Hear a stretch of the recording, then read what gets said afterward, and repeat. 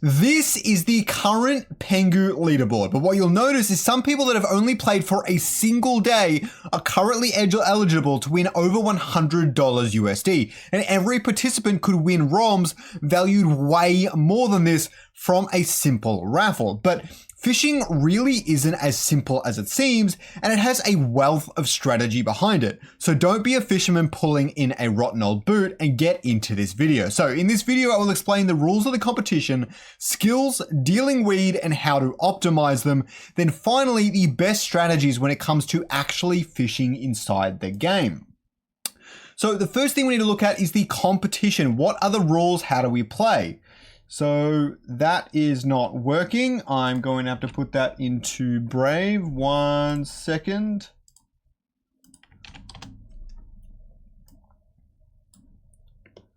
Okay, so the lucky winner of the competition can win a 1-of-1 The Fisherman prize. Okay, that thing's gonna be worth insane amounts. It is a 1-of-1 from the Good Luck Have Funners collection. So the competition is very simple. Fish as usual. The abstract Gigapengu will be in the loot pool. It is actually an uncommon find, if that helps you. You have the highest odds of catching it from the big cast line, which costs quite a bit of energy, but you can do all of it in one day. First place gets the fisherman, second gets $500, third to seventh get $100 each, and then every juice player who participates gets a wood trophy SBT. Also, every single Gigapengu is a raffle ticket. This is really important. They'll distribute 3 ROMs. Each of these is probably worth about $300, $400 each, maybe more, depending on what rarity these ROMs are going to be. They'll also be giving out other gifts to people who create great content about fishing during the time of the competition. I actually missed that bit. That's really funny.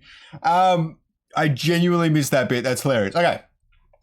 So after that, let's jump into the rest of the video. So we have, wait.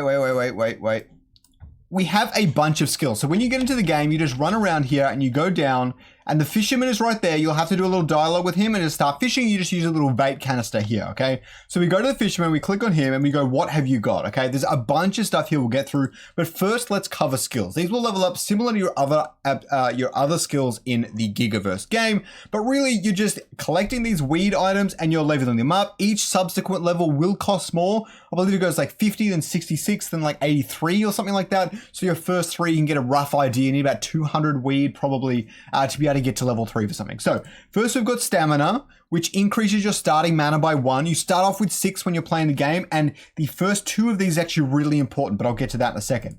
Rod control increases the chance of a critical cast. So every single time you cast, you get a critical, or every single time you throw the line into the pool. You get 1.25% per upgrade, and this will actually improve the damage you do to the fish by 50%.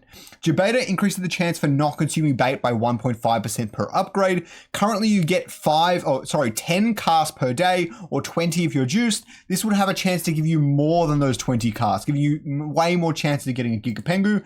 Weed dealer basically means the fish you sell are worth more.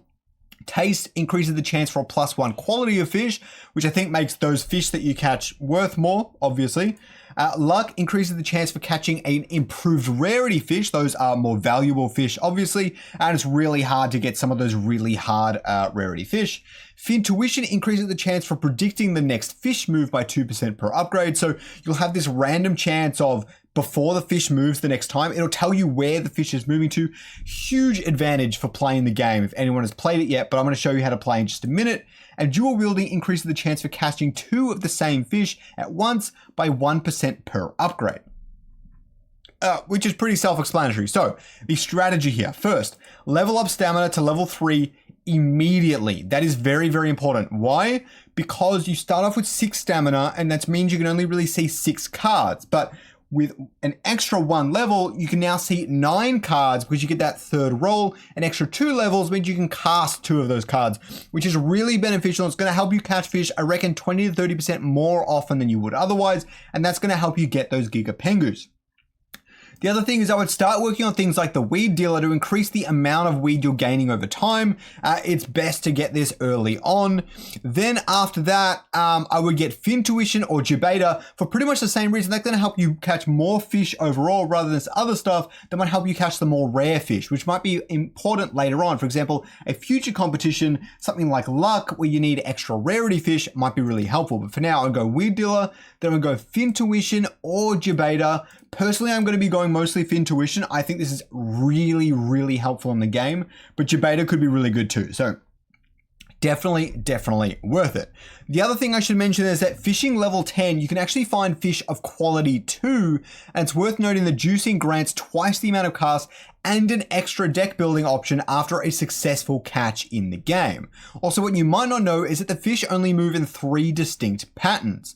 I will explain this so you can catch as many as possible. So please like and subscribe for more Gigaverse content. Don't forget to use my referral code below, and this won't be the only competition, so you are going to want to get started right now. So to get the weed in the game, you basically just need to sell fish. Go to the top left here in the fish. But what you'll notice is each and every day, every 24 hours, this will change. So currently it's 0% for the black bass, but tomorrow that might be minus 50%, or the day after it might be plus 50%. You could sell at moderate values, but you'll be catching so many different kinds of fish, it's not really worth it. Just wait till it's plus 25% or plus 50% preferably, and sell them then. That will help you out the most for sure.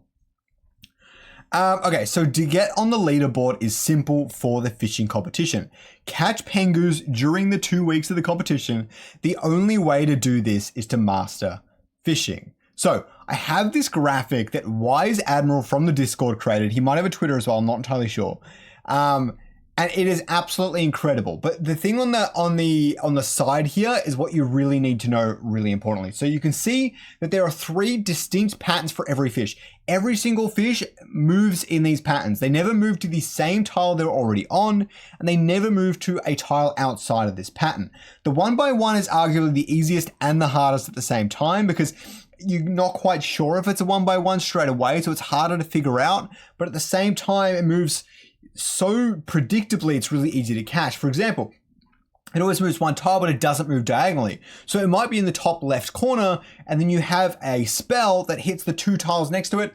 Easy. You're going to hit it every single time. So that's one of the easiest to farm. But the X and the Plus have really specific cards that are good for them, and they're a little bit more predictable. So the Plus, it moves in the middle 3 down and the 3 across, where the X, it moves on the diagonals right there. Very simple. So I like to think of it like a bishop, like a pawn, a bishop, and a rook. Maybe I should refer to them that from now on, but you can see that there are really good spells for this down the bottom there. You can see that's the diamond one, always hits the diamond pattern, and the plus one almost always hits the plus pattern, but sometimes it'll move to the center, and then you have a guaranteed hit there as well. Getting the guaranteed hits is really important, but managing when you do and don't want to cast and when you want to recycle your deck is also really, really important. So let's jump into the game and do a quick run here.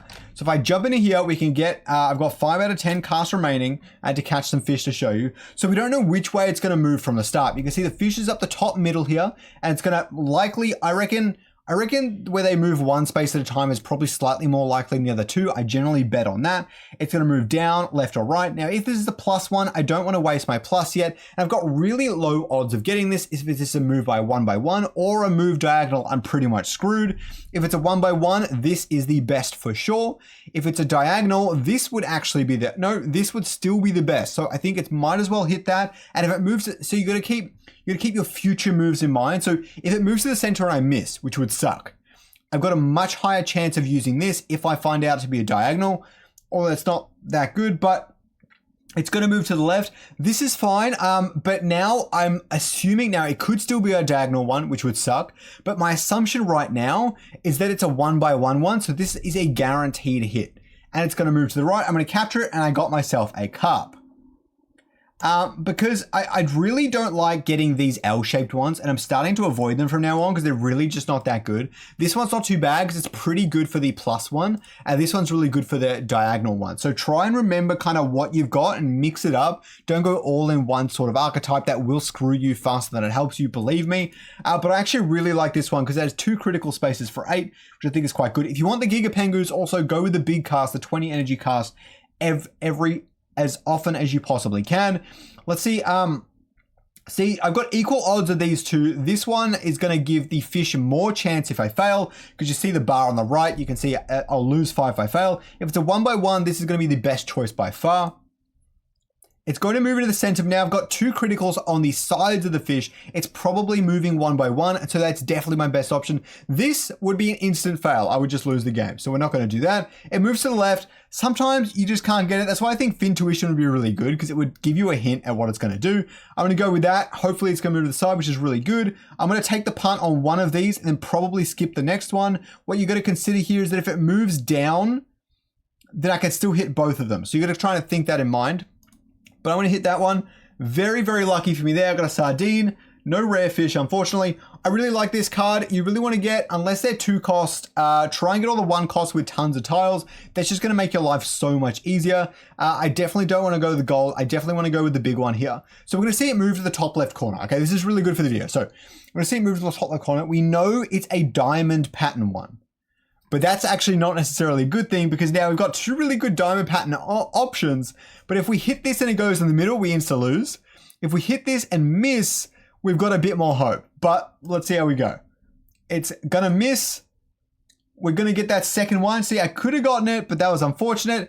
It is in a diamond pattern, so really this is the only one that's maybe gonna hit. My other option is giving up. Actually, this one's got the best odds. No, it doesn't. They all pretty much suck. They're all equally as bad as each other, and they all give me the win as well. So I really don't know what the strategy here is, guys. They're all a complete shot in the dark. Let's just click that one. No, not going to get it.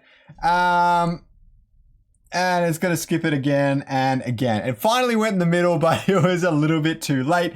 And that is fishing. I hope you learned something today. Please don't forget to subscribe and have a good day.